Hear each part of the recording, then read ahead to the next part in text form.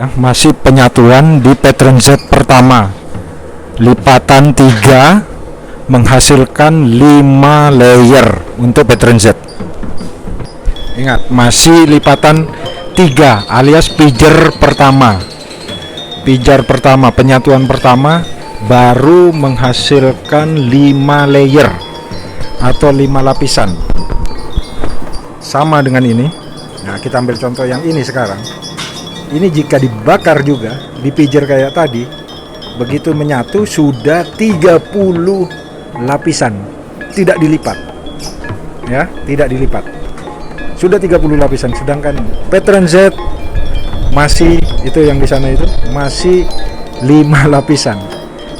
Sekarang kita hitung secara matematis. Jika basic pattern Z dengan 5 lapisan, 3 lipatan menghasilkan 5 lapis. Itu untuk menyamai 30 lapisan ini butuh berapa kali lipatan? Nah, ayo teman-teman baramu bayangkan. Butuh berapa kali lipatan? Butuh berapa kali masuk tungku? Butuh berapa kali pembakaran? Butuh berapa kali dipijar? Itulah kenapa pattern Z ini sangat susah diterapkan dan banyak yang tidak menggunakan teknik kuno ini. Coba bayangkan ya, bayangkan untuk sama seperti ini sekali pijar, sekali disatukan sudah 30 lapisan loh, sedangkan itu baru 5 lapisan.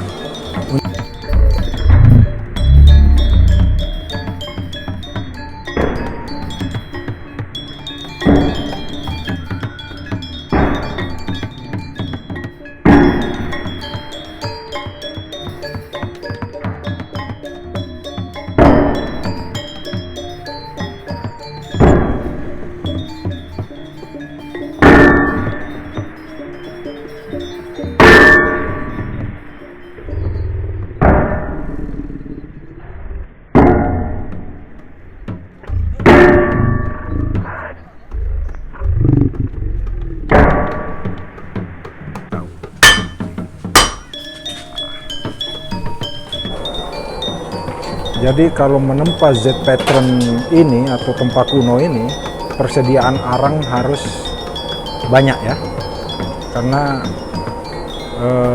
untuk mencari layer atau lapisan banyak, pattern Z ini harus ditempa berkali-kali dan dilipat berkali-kali. Inilah yang dinamakan lipatan banyak. Lipatan banyak bisa terjadi dengan sistem Z pattern ini atau tempa kuno ini. Kalau layer itu tidak perlu menggunakan banyak lipatan. Nah, karena tempa Z pattern ini menggunakan banyak lipatan untuk mencari banyak layer, maka imbasnya adalah semakin banyak lipatan, semakin banyak kita memijar. Dengan memijar itu, maka penggunaan arang otomatis lebih banyak ya. Penggunaan arang, penggunaan kalau menggunakan blower itu ya penggunaan listrik segala macam. Jadi kita harus berpikir waras di sini, menurut saya waras ya, bahwa teknik tempa kuno ini banyak pendukung-pendukungnya yang digunakan lebih banyak ya. Maksud saya baik itu arang, terus jam kerjanya, terus anginnya, listriknya kalau pakai blower, itu berpengaruh semua. Akhirnya ya berpengaruh kepada cost. Itu tidak bisa dipungkiri. Jadi para baramu harus sadar di sini bahwa perbedaan tempa kuno atau pattern Z ini, pattern Z dengan banyak lipatan sehingga menghasilkan banyak lapisan, itu mempengaruhi semuanya. Jadi para baramu tidak bisa memaksakan sebuah gusalian atau besalen atau perapen yang menggunakan teknik pattern Z dipaksakan dengan mahar disamakan atau ya dipaksakan untuk menyamakan dengan mahar menggunakan teknik layer. Ya sangat tidak bisa. Itu sangat tidak masuk akal menurut saya pribadi. Karena saya pribadi paham dengan cara kerja Ya kebetulan saya di sini belajar sudah 6 tahun. Yang 6 tahun ini banyak sekali saya mempelajari di sini. Itu perbedaan teknik tempat lipat gimana tidak bisa dipungkiri, dan sangat tidak masuk akal jika kita menyamakan maharnya dengan menggunakan teknik layer ya. Oke, nah ini disatukan lagi nih. Nah itu teman-teman. Ingat, ini masih yang pertama, masih pattern Z pertama ya, disatukan masih pattern Z pertama. Itu sudah menyatu antara besi dan pamornya ya, masih 5 lapis, 3 lipatan menghasilkan 5 lapis gitu.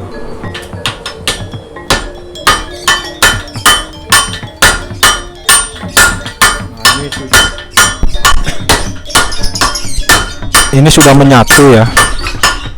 Basic pattern Z pertama tadi sudah menyatu. Sekarang dipipihkan untuk dipanjangkan. Setelah dipanjangkan nanti baru dilipat lagi menjadi pattern Z kedua. Ini terus dipipihkan dan dipanjangkan. Ini baru menghasilkan 5 layer ya, 5 lapis. Wah, ini Z pattern pertama dengan menghasilkan 5 layer tadi. Ini sekarang akan dipotong lagi untuk dilipat lagi. Sekarang dipotong memanjang, jadi melipat memanjang namanya. Pelipatan ini kadang dilipat memanjang atau melebar itu juga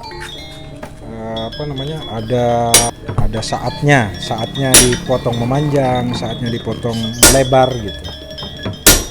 Nah untuk menghasilkan dibilang suta tiban ya. Tuh. Jadi bulatan natural karena proses pemotongan dan pelipatan yang memanjang dan melebar tadi saling mengikat jadinya. Nah, jadi kenapa sistem Z pattern ini sangat efisien untuk keuletan bilah dan kekuatan ya. Karena memang dia saling mengikat. Ini terus ditempa lipat hasilnya nanti ya lebih ulet ya gitu.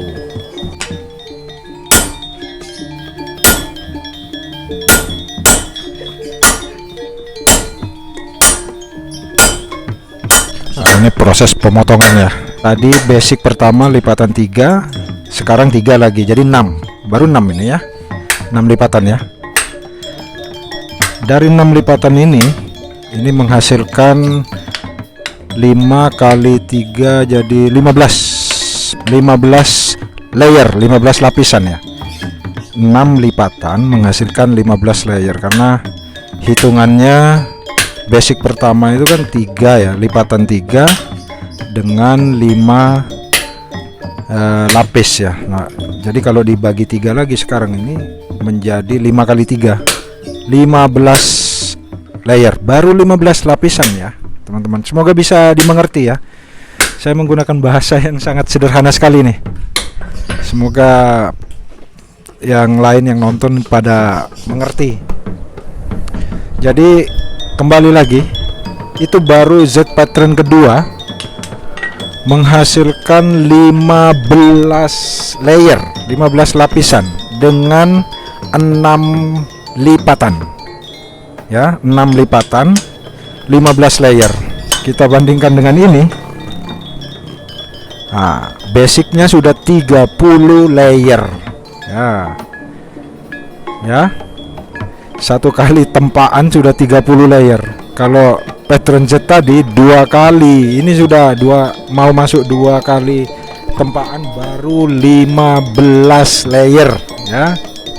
Itu perbedaannya. Semoga bisa dimengerti betapa rumitnya tempa lipat dengan menggunakan teknik kuno ini, Z pattern yang saya maksud, dibandingkan dengan menggunakan layer ini.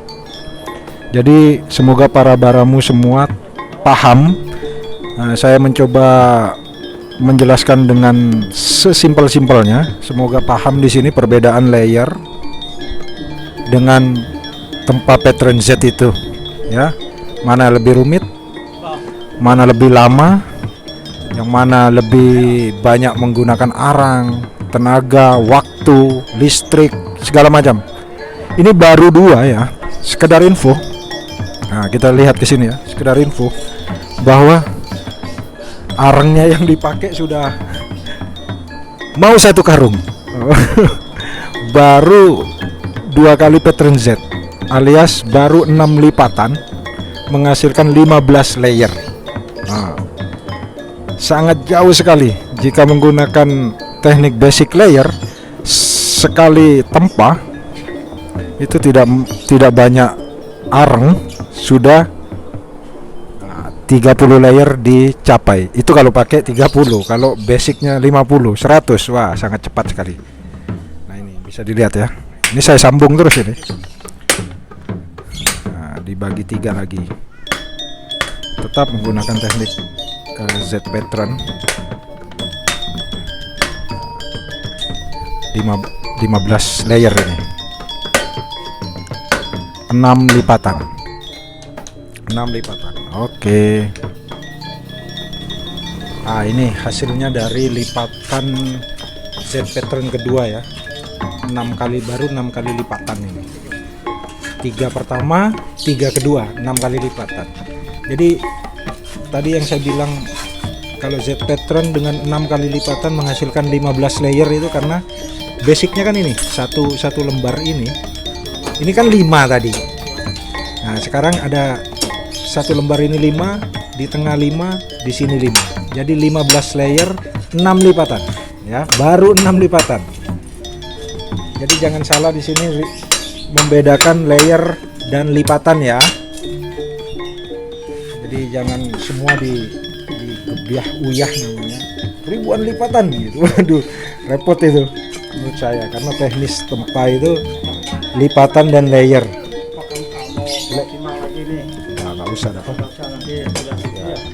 Jadi pattern Z ini, layer ini dihasilkan dari jumlah lipatan itu tadi, gitu loh. Ya, ini lebih kerjanya lebih panjang tapi bener nggak Bah?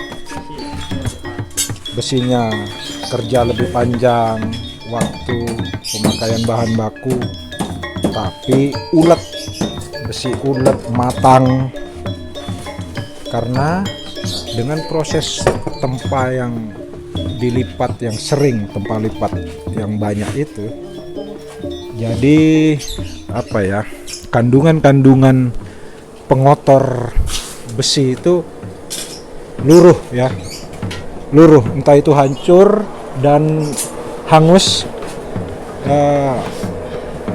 Pengotor besi itu dengan tempa lipat jadi hancur dan luruh itu karena titik didih.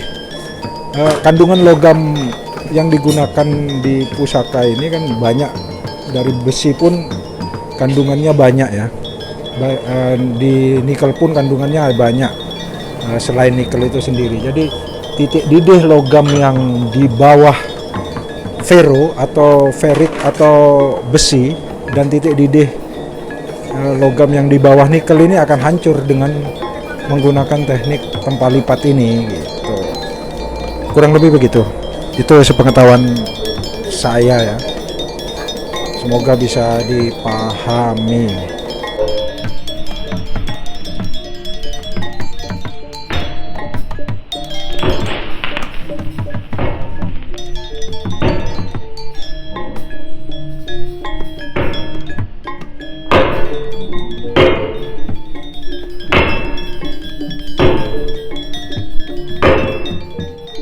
Z pattern kedua yang tadi itu sudah hijr alias sudah menyatu ya sekarang, yang menghasilkan 15 layer, 15 lapisan dengan 6 kali lipatan. Nah, itu sekarang sudah menyatu Dan itu masih akan terus ditempa lipat lagi. Masih proses ini masih panjang. Tidak sampai di sini untuk sebuah pusaka, masih akan dibakar lagi. Nah, sekarang ini akan nanti ke depan akan dipanjangkan basic Z pattern kedua ini. Itu akan dipanjangkan baru dilipat lagi gitu loh, untuk menghasilkan lipatan berikutnya dan menghasilkan layer yang lebih banyak lagi. Jadi akan terus dibakar. Ya. Jadi para baramu sekalian, sampai di sini aja dulu ocehan saya yang ngalor ngidul ini, yang mencoba menjelaskan dengan pengetahuan ilmu saya yang cetek, dangkal dan bodoh ini, mencoba menjelaskan perbedaan tempa lipat dengan basic atau modal awal pattern Z 3 lipatan 5 yang menghasilkan 5 lapis, dan perbedaan dengan layer basic layer atau modal awal layer dengan perbedaannya 30 lapisan ya. Semoga bisa dipahami, semoga menjadi tambahan informasi buat para baramu sekalian. Oke, tetap jaga kesehatan, sehat selalu, sehat selalu, sehat selalu, sukses selalu untuk para baramu sekalian. Demikianlah video kali ini. Sampai bertemu di video berikutnya dari Gusalian Kabe-Kabe Tabanan Bali. Saya ucapkan barakan para pembangga Kris Milenial. Cih hai.